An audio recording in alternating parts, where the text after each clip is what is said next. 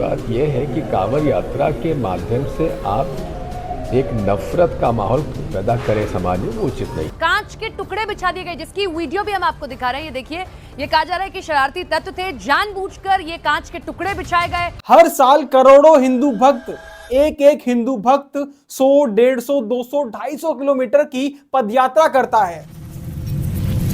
भोले के नाम पर तप, त्याग और श्रद्धा, बदले में उसको मिलता है गाली, पत्थर और प्रोपेगेंडा। हर साल जब सावन का महीना आता है, कांवड़िए गंगा से जल भर के निकलते हैं, लेकिन उनके रास्ते में नफरत की सुनामी खड़ी मिलती है। क्या यह यात्रा है या फिर एक टारगेटेड कैंपेन है जो हिंदुओं की आस्था पर लगाया जाता है? खैर, यह कहानी एक यात्रा की नहीं बल्कि एक साजिश की है, जिसके बारे में हम इस वीडियो के अंदर बात करने वाले हैं। चैनल नया है तो प्लीज इसको सब्सक्राइब कर देना और मेरा साथ देने के लिए इस वीडियो को लाइक कर देना। अब मैं आपको बताता हूं कि कांवड़ियों पे हमले होते हैं और वो किस तरह से एक एनुअल रिचुअल बन चुका है।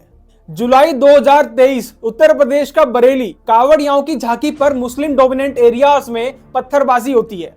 कांवड़ यात्रा जिसमें 2000 भक्तजन थे, उन पर अटैक किया गया। यह अटैक शाहनूरी मॉस्को के पास जोगी नवादा एरिया में हुआ और सिर्फ कांवड़िया ही नहीं बल्कि इसके अंदर पुलिस पर्सनल भी इंजर्ड हुए थे।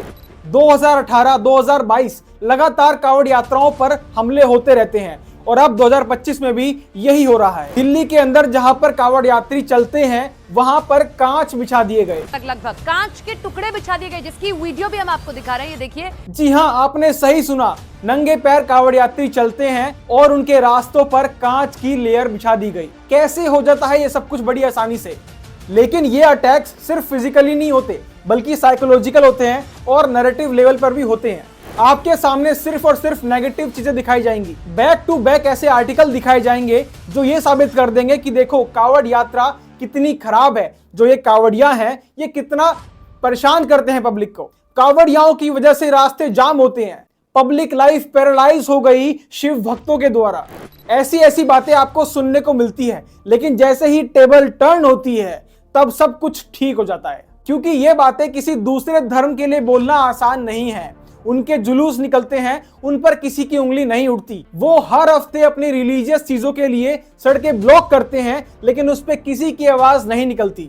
तब न्यूज की भी हेडलाइंस बदल जाती हैं और पूरा प्रोपेगेंडा एजेंडा ही बदल जाता है।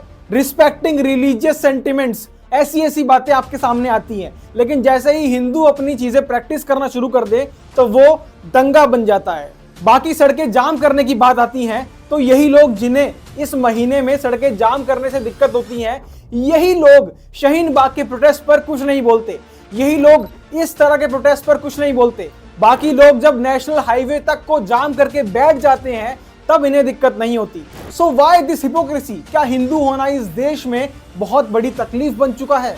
एक और इंपॉर्टेंट चीज, 2023 में 3.5 करोड़ से ज्यादा कांवड़िया सरकारी रिकॉर्ड के मुताबिक यात्रा में शामिल हुए। यूपी सरकार ने लगभग 200 करोड़ एलोकेट किए इंफ्रास्ट्रक्चर और सिक्योरिटी के लिए। इन पैसों का इस्तेमाल होता है health camp, free food stalls में, सिक्योरिटी डिप्लॉयमेंट में और रोड मेंटेनेंस में। तो ये पैसा खर्च होता हुआ कुछ लोगों को चुभता है और यही पैसा जब हज सब्सिडी के नाम पर दिया जाता है तब लोग बोलते हैं ये तो सेक्युलरिज्म है।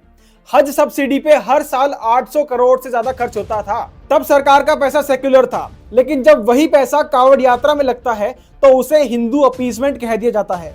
एक और सच्ची बात बताता हूं, असल में उनका पूरा इकोसिस्टम कांवड़ यात्रा से डरता है। और ऐसा मैं क्यों कह रहा हूं अभी आपको पता लग जाएगा। कांवड़ यात्रा किसी एक जाति का, किसी एक वर्ण का, किसी एक कास्ट का इवेंट नहीं है। ये हिंदू यूनिटी का लिविंग एग्जाम्पल है। ब्राह्मण, ओबीसी, दलित, एससी, एसटी सब एक जैसे कपड़े पहने, सब एक ही नारा लगा के एक ही भक्ति में डूबते हैं। इसलिए मीडिया, सो कॉल्ड सेक्युलर्स और एंटी हिंदू फोर्सेस को ये डाइजेस्ट नहीं होता। उनको डर ये नहीं कि रोड ब्लॉक हुआ, उनको डर ये है कि हिंदू एक कैसे हो रहा है। क्योंकि आप इलीगल तरीके से सड़कें जाम रख सकते हो, ये आपका संवैधानिक अधिकार बन जाता है। आप खुलेआम सड़कों पर पत्थरबाजी कर सकते हो, ये आपका संवैधानिक अधिकार बन जाता है। लेकिन जैसे ही हिंदू आस्था की बात आती है तो यह देश का सबसे बड़ा खतरा बन जाता है। कई सारे कांग्रेस के लीडर तो इसको नफरत भरा काम बताते हैं। दूसरे रिलीजन के लोग अपना त्योहार मनाएं तो वो उनका रिलीजियस एक्सप्रेशन है, लेकिन अगर हिंदू करे तो वो कॉम्युनल है। तभी आपको कावड़ यात्रा शुरू होने से पहले ही उस पर अटैक्स देखने को मिलते हैं, तरह तरह के प्रोपेगेंडा देखने को मिलते हैं, सेलेक्टिव आउटरीच देखने को मिलता है। खैर, ये हिंदुओं के लिए कोई नया नहीं है, उनको तो हर त्योहार पर कुछ ना कुछ सुनने को मिलता ही रहता है। लेकिन अगर हिंदू एक हो जाए तो उनका वोट बैंक, झूठा सेकुलरिज्म और फंडिड प्रोपेगेंडा सब खत्म हो जाएगा। इसलिए भक्ति को गुंडागर्दी दिखाया जाता है। वैसे आपको बता दूं, इस देश के अंदर जो लोग आतंकवादी अफजल गुरु को भी पूजते हैं, उन्हीं लोगों को कावड़ यात्राओं से दिक्कत होती है।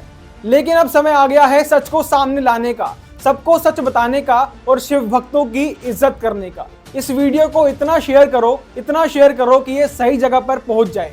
अगर आप भी हिंदू एकता चाहते हैं और देश का सम्मान हमेशा ऊपर रखना चाहते हैं तो इस वीडियो के आगे कमेंट कर देना और इस चैनल को सब्सक्राइब कर देना।